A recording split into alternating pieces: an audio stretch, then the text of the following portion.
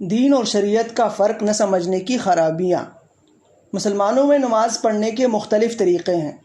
ایک شخص سینے پر ہاتھ باندھتا ہے اور دوسرا ناف پر باندھتا ہے۔ ایک شخص امام کے پیچھے فاتحہ پڑھتا ہے اور دوسرا نہیں پڑھتا۔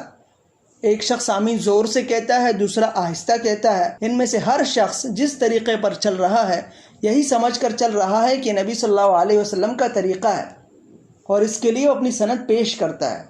اس لیے نماز کی صورتیں مختلف ہونے کے باوجود دونوں حضور صلی اللہ علیہ وسلم ہی کے پیرو ہیں، مگر جن ظالموں نے شریعت کے ان مسائل کو دین سمجھ رکھا ہے انہوں نے محض انہی طریقوں کے اختلاف کو دین کا اختلاف سمجھ لیا۔ اپنی جماعتیں الگ کر لیں، اپنی مسجدیں الگ کر لیں، ایک نے دوسرے کو گالیاں دی، مسجدوں سے مار مار کر نکال دیا، مقدمے بازیاں کی اور رسول اللہ صلی اللہ علیہ وسلم کی امت کو ٹکڑے ٹکڑے کر ڈالا۔ اس سے بھی لڑنے اور لڑانے والوں کے دل ٹھنڈے نہ ہوئے تو چھوٹی چھوٹی باتوں پر ایک نے دوسرے کو کافر اور فاسق اور گمراہ کہنا شروع کر دیا۔ ایک شخص قرآن سے حدیث سے ایک بات اپنی سمجھ کے مطابق نکالتا ہے تو اس کو کافی نہیں سمجھتا کہ جو کچھ اس نے سمجھا ہے اس پر عمل کرے، بلکہ یہ بھی ضروری سمجھتا ہے کہ دوسروں سے بھی اپنی سمجھ زبردستی تسلیم کرائے، اور اگر وہ اسے تسلیم نہ کرے تو ان کو خدا کے دین سے خارج کر دے۔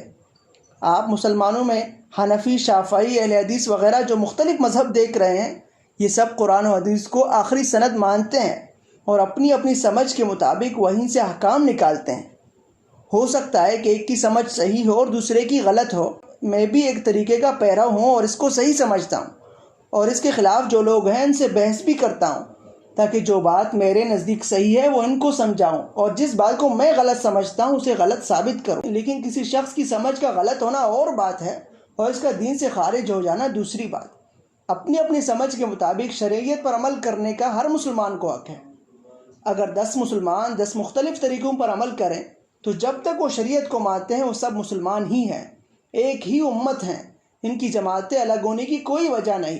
مگر جو لوگ اس چیز کو نہیں سمجھتے وہ انہی چھوٹی چھوٹی باتوں پر فرقے بناتے ہیں، ایک دوسرے سے کٹ جاتے ہیں، اپنی نمازیں اور مسجدیں الگ کر لیتے ہیں، ایک دوسرے سے شادی بیاہ، میل جول اور ربط و ضبط بند کر دیتے ہیں، اور اپنے اپنے مذہبوں کے جتے اس طرح بنا لیتے ہیں کہ گویا ہر جتہ ایک الگ امت ہے۔